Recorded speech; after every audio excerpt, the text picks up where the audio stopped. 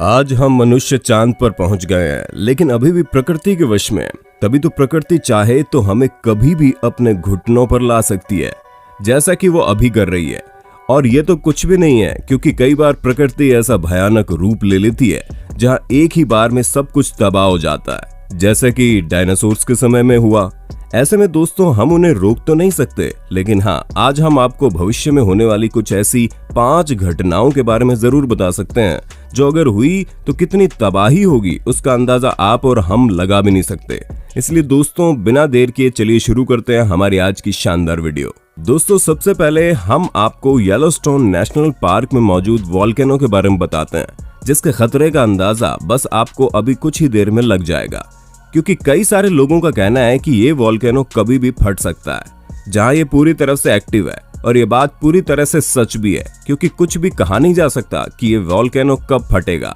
ये अगले साल भी फट सकता है और ये आने वाले 10 सालों बाद भी ऐसा ही बना रह सकता है। पर हाँ, एक बात तो पक्की है, जब कभी भी ये वोल्केनो फटेगा तो इसको रोकना हम इंसानों के बस की बात नहीं होगी, क्योंकि जब कभी भी इसने अपना रौद्र रूप दिखाया तो आसपास के जितने भी शहर हैं वो 3 फुट तक पूरी तरह से राख में डूब जाएंगे और पत्थरों के छोटे छोटे टुकड़े हर जगह फैलना शुरू हो जाएंगे। इसी वजह से हमें फूड प्रोडक्शन में काफी सारी दिक्कतों का सामना करना पड़ेगा, जहां भारी भुखमरी भी आ सकती है।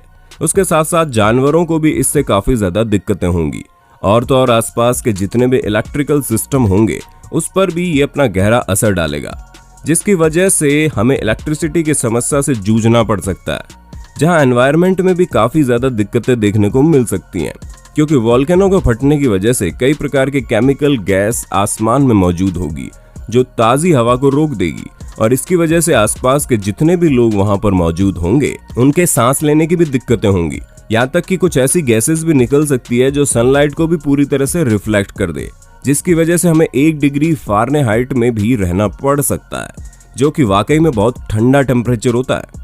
वैसे ये सब तब होगा जब वोल्केनो बहुत भारी तबाही लेकर आएगा, लेकिन अगर हमारी खुशकिस्मती रही कि इस वोल्केनो के फटने के बाद ज्यादा कुछ तबाही नहीं बचेगी तो फिर वो किस्मत पर डिपेंड करता है। दोस्तों यूनाइटेड स्टेट्स के वेस्ट कोस्ट में रहने वाले लोगों ने एक चीज जरूर सुनी होगी, जहां पर अर्थक्वेक के खतरे के बारे में कहावत की तरह कहा जाता है कि जिसका साफ मतलब यही है कि कभी भी एक विशालकाय अर्थक्वेक आएगा और सब कुछ तबाह कर देगा। जी हाँ दोस्तों, कैलिफोर्निया, वॉशिंगटन और ऑरिगेन ये 3 ऐसे इलाके हैं जिनके सर पर अर्थक्वेक का खतरा मंडरा रहा है, जिसको बिग वन कहकर बुलाया जाता है। हम आपको बता दें कि इस आने वाले अर्थक्वेक का मैग्नीट्यूड 7.8 हुआ तब तो वाकई में तबाही निश्चित है। ऐसे में हम इंसान इसको रोकने के लिए कुछ भी नहीं कर सकते हैं। ये पूरी तरह से नेचुरल होगा और इस तरह के बिग अर्थक्वेक पर हर 45 से 230 साल के बीच में होना निश्चित होता है। ऐसे में पिछले 161 सालों से इस तरह का अर्थक्वेक अभी तक तो नहीं आया है। पर दोस्तों अगर 7.8 मैग्नीट्यूड का अर्थक्वेक आ गया तो भले ही कुछ सेकंड के लिए आए, लेकिन तबाही मचाने के लिए उतना समय काफी होगा। जहां पर कई सारे प्रेडिक्शन इस इवेंट को लेकर लगाए जा रहे हैं, जैसे कि करीब 1,500 से ज्यादा लोग तुरंत मर जाएंगे, जहां पर कई सारे लोग गिरती हुई बिल्डिंग के बीच में फंस जाएंगे, और तो और सैकड़ों की संख्या में लोगों को अपनी जगह से डिस्प्लेस करना पड़ेगा, जहां पर सर्च और रेस्क्यू प्रोजेक्ट भी हफ्तों तक चलेंगे। ऐसे में दोस्तों आप ये समझ सकते हैं कि अगर यहाँ इतनी भारी मैग्नीट्यूड के साथ अर्थक्वेक आया तो तबाही तो कुछ कम देखने को नहीं मिलेगी। इसलिए अगर आपके सामने भी कभी भूकंप जैसी सिचुएशन आए तो सबसे बेहतर है कि किसी टेबल या फिर कबर्ड के नीचे छुप जाइए। दोस्तों जब हम आज तबाही के बारे में बात कर ही रहे हैं तो एक तबाही हमारे और आपके सामने भी खड़ी है, जिसका नाम है कोरोना वायरस। ऐसे में आप हमें कमेंट करके ये बताना बिल्कुल मत भूलिए कि आपको क्या लगता है, इस वायरस से हम इंसान निजात पालेंगे या फिर ये हमेशा हमेशा के लिए हमारी जिंदगी पे मंडराता रहेगा। अपने जवाबों से कमेंट बॉक्स को भरना बिल्कुल मत भूलना, और अगर आप हमारी वीडियो को पसंद करते हैं तो अपने होस्ट और दोस्त सैम की इस वीडियो को लाइक भी कर देना। दोस्तों जापान में मौजूद माउंट फूजी वोल्केनो पिछले 5,600 सालों से 100 से ज्यादा बार फट चुका है। हालांकि इनमें से कुछ इरप्शन बहुत ही छोटे थे, लेकिन पिछला जो सबसे बड़ा वॉल्केनिक इरप्शन था वो सन 1707 में हुआ।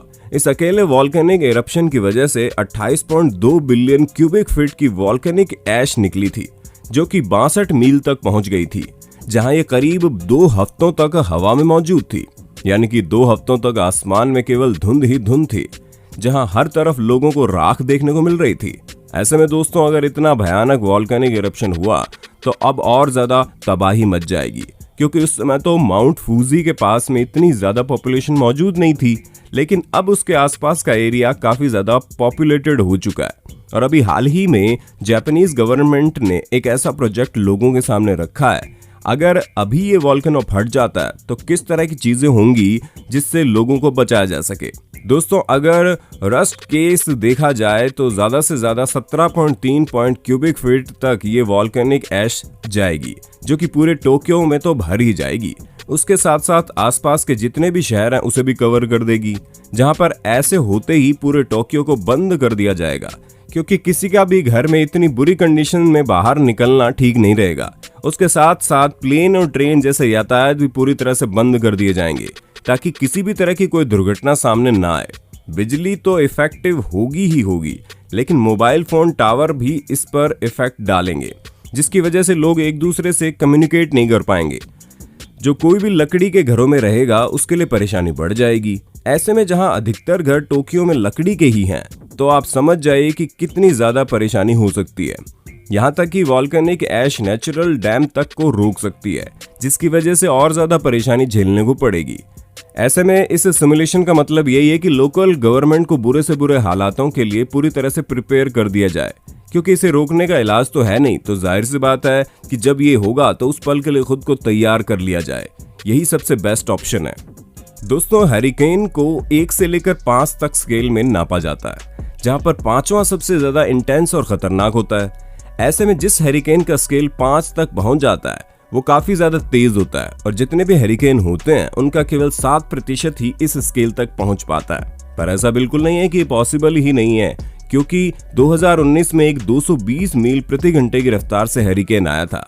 ऐसे में साइंटिस्ट का कहना है कि अगर कोई कैटेगरी 6 होती तो ये हैरिकेन उसमें भी फिट हो जाता, जिससे आप अंदाजा लगा सकते हैं कि ये हैरिकेन कितना ज्यादा भयानक होगा।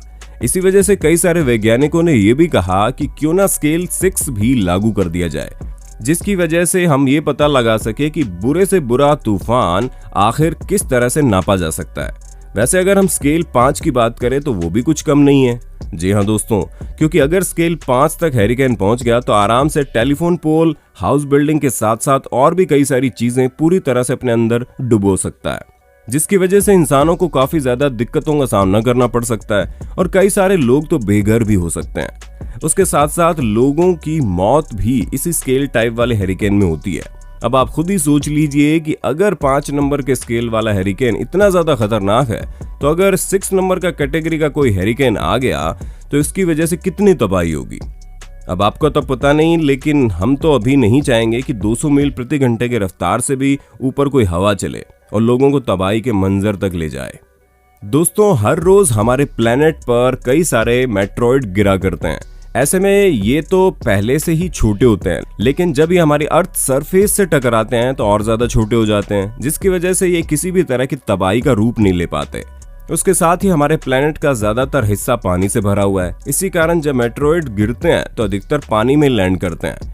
लेकिन ऐसा भी नहीं है कि कभी कोई मेट्रॉइड बड़े आकार का भी गिर नहीं सकता हो। अगर आप किसी छोटे घर जितने साइज का मेट्रॉइड गिरता हुआ पाएंगे तो हम आपको बता दें, इतने बड़े मेट्रॉइड से 20 किलोटन की एनर्जी निकलेगी, जो कि हिरोशिमा पर गिराए बम जितनी है। ऐसे में जिस किसी भी शहर में मेट्रॉइड गिरेगा वो पूरा शहर तबाह हो जाएगा। लेकिन तब क्या हो जब एक मेट्रॉइड 1 मील डायमीटर का हो। दोस्तों, अगर ऐसा हुआ और इतना बड़ा कोई मेट्रॉइड हमारी धरती पर गिरा तो इसके यहाँ पर गिरने की वजह से 1 मिलियन मेगाटन की एनर्जी निकलेगी, जो कि हिरोशिमा पर गिरे बम से 10 मिलियन टाइम्स ज्यादा है। ऐसे में कितनी बड़ी तबाही होगी आप खुद अंदाजा लगा लीजिए, क्योंकि इतने छोटे से बम की वजह से पूरा शहर अभी तक झेल रहा है, और वो सिर्फ उस पल की तबाही नहीं लाएगा, बल्कि जो बचे खुचे लोग इस मेट्रॉइड के कहर से बच भी जाएंगे वो भी आने वाले समय में दिक्कतों का सामना करेंगे। क्योंकि अगर आपको याद हो तो हमारी पृथ्वी पर डायनासोर्स ने भी इसी तरह से कुदरती कहर झेला था, तब जाकर हम मनुष्य की उत्पत्ति हुई थी। और अगर फिर से कुछ ऐसा हो जाता है तो हम लाख हाई टेक्नोलॉजी के उपकरण क्यों ना इस्तेमाल कर रहे हो, लेकिन हम फिर भी कुछ नहीं कर सकते, जिसके बारे में आप बहुत अच्छे से जानते हैं और हम भी, क्योंकि ये ऐसी प्राकृतिक आपदा है जिस पर कंट्रोल कर पाना हमारे बस की बात नहीं है।